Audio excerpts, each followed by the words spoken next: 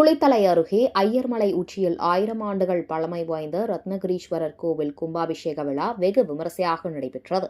கரூர் மாவட்டம் குளித்தலை அருகே ஐயர்மலையில் சுரும்பார் சுழலி உடனுறை ரத்னகிரீஸ்வரர் கோவில் அமைந்துள்ளது.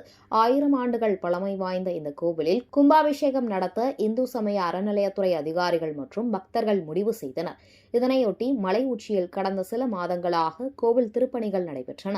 இந்த பணிகள் அனைத்தும் நிறைவடைந்ததை தொடர்ந்து கடந்த 19ஆம் தேதி கும்பாபிஷேக பணிகள் தொடங்கியது.